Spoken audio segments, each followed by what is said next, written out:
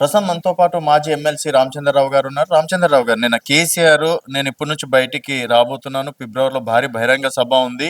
So, ఇకపైన ప్రత్యర్థులకి చుక్కలు చూపిస్తా అని చెప్పేసి కూడా ఫస్ట్ టైం రియాక్ట్ కావడం అనేది జరిగింది. ఇన్ని రోజులు కేవలం కాంగ్రెస్, బీజేపీ అన్నట్లుగా ఉండే ఇప్పుడు కేసీఆర్ దిగడంతోటి బీఆర్ఎస్ మళ్ళీ ఫామ్‌లోకి వస్తదని చెప్పేసి అనుకోవచ్చా? మీరేమో ఇంక బీఆర్ఎస్ పని అయిపోయిందని చెప్పి చాలా సందర్భాల్లో చెప్పడం అనేది జరిగింది. సో, ఇకపైన రాజకీయాలు ఏ విధంగా ఉండబోతుంది అనుకోవచ్చు? ఒకటి, దేశ రాజకీయాలు, రాష్ట్ర రాజకీయాలు రెండిట్లో కూడా దేశ ప్రజలు, తెలంగాణ ప్రజలు ఒక తీర్పునిచ్చారు. ఆ తీర్పు మనం చూసాం. పార్లమెంట్ ఎన్నికల్లో ఎన్డీఏ పక్షాన తీర్పు, ఇటు రాష్ట్ర ఎన్నికల్లో కేసీఆర్ సంబంధించినటువంటి బీఆర్ఎస్ ప్రభుత్వం ఒక వ్యతిరేకంగా తీర్పు. ఈరోజు కేంద్ర ప్రభుత్వం వ్యవహరిస్తున్న తీరు చూస్తే వికసిత భారత్ వైపు పరుగులు పెడతా ఉన్నాయి. 5 ట్రిలియన్ ఎకానమీ వైపు ముందుకు పోవాలనేటువంటి ఆలోచనతో సబ్కా సాత్ సబ్కా వికాస్ అనే దిశలో వాళ్ళు పోతా ఉన్నారు.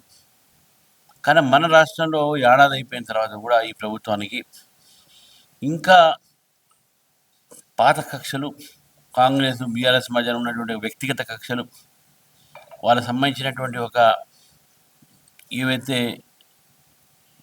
పరువు ఒకరొకరు భావించేటటువంటి ఒక విషయాలు, వాటి మీదనే వాళ్ళు మాట్లాడుతున్నారు కానీ ప్రజాహితంలో ఏది మాట్లాడట్లేదు. ఫామ్ హౌస్ రాజకీయం మాకొద్దు, ఫామ్ హౌస్ రాజ్యం మాకొద్దు అనేటటువంటి ఆలోచనతో ప్రజలు ఆ ఒక ప్రభుత్వం వ్యతిరేకంగా తీర్పిచ్చారు. ఈ ప్రభుత్వానికి తీర్పిచ్చిన తర్వాత ఏడాదిలోనే ఈ ప్రభుత్వం అప్రతిష్ట పాలకు చెందడం జరిగింది. ఏ ప్రభుత్వం కూడా ఏడాది లోపల ఇంత అవమానానికి, ఇంత ప్రజా వ్యతిరేకతకు ఎప్పుడు ఏ ప్రభుత్వం కూడా గురికాలే. ఎందుకు ఈ కాంగ్రెస్ ప్రభుత్వం ప్రజలు ఎందుకు ఈరోజు అంత విసిగిసిపోయారు దాంతో నేను ఒకసారి మనం ఆలోచిస్తే, కాంగ్రెస్ పార్టీ విధానాలు ఏది కూడా ప్రజాపక్షంలో లేవు. టీఆర్ఎస్ పార్టీ ఏది తీసుకున్నా కూడా అది కేవలం వాళ్ళ కమిషన్ల కోసం తీసుకున్నారు అనేది స్పష్టమైపోయింది. కాబట్టి రెండు పార్టీలు కూడా ద్వంద్వే.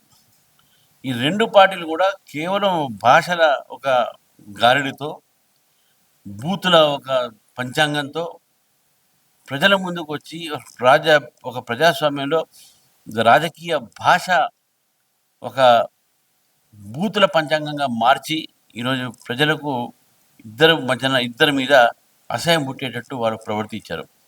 కాబట్టి కేసీఆర్ గారు ఏది మాట్లాడినా, ఏ భాష మాట్లాడినా దానికి జవాబు ఇవ్వడానికి కాంగ్రెస్ నాయకులు ఏది మాట్లాడినా ఈ రెండు కూడా ప్రజాస్వామ్యంలో ఒక మంచి వరవడి కాదు. కాబట్టి తెలంగాణ ప్రజలు ఒక బంగారు తెలంగాణ దిశలో తెలంగాణ అభివృద్ధి చెందాలి. దానికి కేవలం బీజేపీ మాత్రమే ప్రత్యామ్నాయం చెప్పేసి గత పార్లమెంట్ ఎన్నికలు చూపెట్టారు. ఇప్పుడు కూడా రాబోయే రోజుల్లో ఏ ఎన్నికలు జరిగినా కూడా భారతీయ జనతా పార్టీ మాత్రమే ప్రత్యామ్నాయం కాంగ్రెస్ పార్టీకు. ప్రజలు కాంగ్రెస్ పార్టీని చూశారు, ప్రజలు బీఆర్ఎస్ని చూశారు. ఇప్పుడు బీజేపీకి ఒక అవకాశం ఇచ్చి చూద్దామని చెప్పేసి ఎదురు చూస్తున్నారని చెప్పేసి కూడా నేను భావిస్తాం. సార్, ఇప్పుడు త్వరలో ఎమ్మెల్సీ ఎన్నికలు ఉన్నాయి సార్. 2 ఎమ్మెల్సీ ఎన్నికల్లో బీజేపీ ఏమాత్రం అన్నా కొంతమేర అయినా ప్రభావం చూపిస్తుందని చెప్పేసి అనుకోవచ్చా? 3కు 3 ఎమ్మెల్సీ సీట్లు మేము గెలుస్తాం. ఎవరు నించున్నా, ఎవరు నించోకపోయినా, ఎవరికి సత్తా ఉన్నా సత్తా లేకున్నా బీజేపీ సత్తా మాత్రం చూపెడుతుంది. మాకున్నటువంటి 7 ఎమ్మెల్యేలు అక్కడే, 4 ఎంపీలు అక్కడే. ఆ 4 ఎంపీలు, 7 ఎమ్మెల్యేలు కూడా మనసు మీద తీసుకొని ఈ సీటు మేము గెలిచి చూపెడతాము అనేటటువంటి సంకల్పంతో ఉన్నారు అని చెప్పి మనం చూస్తూ ఉన్నాం, భావిస్తూ ఉన్నాం. కాబట్టి డెఫినెట్గా వారి సహకారంతో, విద్యావంతుల ఒక సహకారంతో, ప్రజల ఒక సహకారంతో తప్పకుండా భారతీయ జనతా పార్టీ ఈ 3 సీట్లు కూడా, అంటే వరంగల్ టీచర్ సీటు, వరంగల్, నల్గొండ, ఖమ్మం, అదేవిధంగా కరీంనగర్, మెదక్, ఆదిలాబాద్, నిజామాబాద్, ఈ 4 జిల్లాలకు సంబంధించినటువంటి గ్రాడ్యుయేట్స్, టీచర్స్, ఈ 2 సీట్లు కూడా బీజేపీ తప్పకుండా గెలుస్తుంది. అయితే ఇప్పుడు డిస్ట్రిక్ట్ ప్రెసిడెంట్ల ఎన్నికలు కావచ్చు, తర్వాత రాష్ట్ర అధ్యక్షులు ఎప్పుడు అనౌన్స్మెంట్ సార్? సంక్రాంతి తర్వాతనే అన్నారు. తర్వాత రకరకాల డేట్లు చెప్తున్నారు. ఎప్పుడు బీజేపీ స్ట్రాంగ్ అయ్యే అవకాశం ఉందనుకోవచ్చు? స్ట్రాంగ్ బీజేపీ ఉన్నది, ఇప్పుడు స్ట్రాంగ్ లేదని కాదు. డిస్ట్రిక్ట్ ప్రెసిడెంట్ మా సంస్థాగత విషయాలు అవి. అందుకనే కొద్దిగా మేము ఇప్పుడు సంస్థాగత ఇవాళ రేపట్లో జిల్లా అధ్యక్షులు అయిపోతాయి. దాదాపు 25 జిల్లాల అధ్యక్షుల్ని ప్రకటిస్తారు. అదేవిధంగా దాని తర్వాత రాష్ట్ర అధ్యక్షులుగా ఎన్నికుంటుంది. అది అధిష్టానము తర్వాత అభిప్రాయ సేకరణ తర్వాత దాన్ని ప్రకటించడం జరుగుతుంది. కొంతమేర బీజేపీ వెనకాల పడ్డది ఇటు కాంగ్రెస్‌ని విమర్శించడంలో అని చెప్పేసి కూడా చెప్తున్నారు. నిజమే అనుకోవచ్చా? సమస్య లేదండి. ఈరోజు దేశవ్యాప్తంగా గానీ, మన రాష్ట్రంలో గానీ ప్రధానమైనటువంటి రాజకీయ పార్టీలు ఈరోజు బీజేపీయే. ఇటు కాంగ్రెస్ పార్టీ. వాళ్ళిద్దరి మధ్యన ఉన్నటువంటి ఒక రాజకీయ ఏదైతే కాంపిటీషన్ ఉందో, ఆ కాంపిటీషన్‌లో బీజేపీ, కాంగ్రెస్ మధ్యనే ఈరోజు ఈ రాజకీయాలు నడుస్తా ఉన్నాయి. ఈ చిన్న చిన్న పార్టీలు మధ్యన వచ్చినటువంటి ఒక స్థానిక పార్టీలు, తర్వాత ఏవైతే ఎన్‌డీఏలో లేని రీజనల్ పార్టీస్ ఉన్నాయో, అవన్నీ కూడా ఎక్కడ ఉండవు, తుడుచుకుపోతాయి. రేపు రాబోయే రోజు రాజకీయాల్లో బీజేపీ మాత్రమే ప్రత్యామ్నాయం తెలంగాణలో అవుతుంది. దేశంలో అనేక రాష్ట్రాల్లో కూడా బీజేపీ ఒరిస్సాలో ఒక ప్రాంతీయ పార్టీని తొలగించి బీజేపీ అధికారంలో వచ్చింది. ప్రజలు అక్కడ తొలగించారు. ఇక్కడ కూడా అదే జరుగుతుంది. ప్రజలు కూడా తెలంగాణ రాష్ట్ర సమితియా, బీఆర్ఎస్ అది చూడకుండా దాన్ని పక్కకు పెట్టారు ఆల్రెడీ. ఇప్పుడు ఇక్కడ కాంగ్రెస్, బీజేపీ మధ్యనే ప్రత్యామ్నాయం ఉన్నది.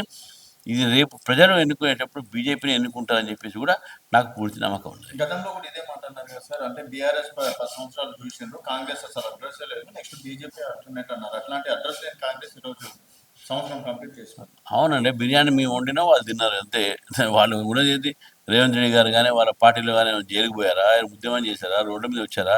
చేసింది మేము ఉద్యమించాం. అయితే అది మీరు తినిపియడంలో ఫెయిల్యూర్ అయ్యారు.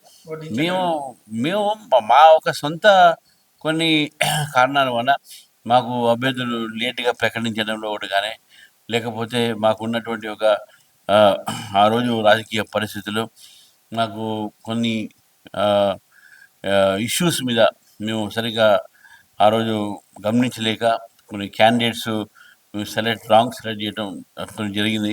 దాని మీద కొంత జరిగింది. కానీ మీరు చూసుకుంటే ఓవరాల్‌గా చూసుకుంటే మాకు అసెంబ్లీలో 19% ఓట్లొచ్చినాయి. మన పార్లమెంట్‌లో 39% ఓట్లొచ్చినాయి. కాబట్టి ఓటు శాతం బీజేపీకు చాలా పెరిగింది. ప్రజలు మమ్మల్ని ఏం తిరస్కరించేది కాదు. మాకు కూడా మంచి ఒక ప్రాతినిధ్యం ఇచ్చారని చెప్పేసి భావిస్తా ఉన్నాను. Okay sir. సో మొత్తానికి రాబోయే రోజుల్లో బీజేపీదే అధికారం అని చెప్పేసి కూడా రామచంద్రరావు గారు చెప్తున్నారు. ఇది రామచంద్రరావు గారితోటి స్పెషల్.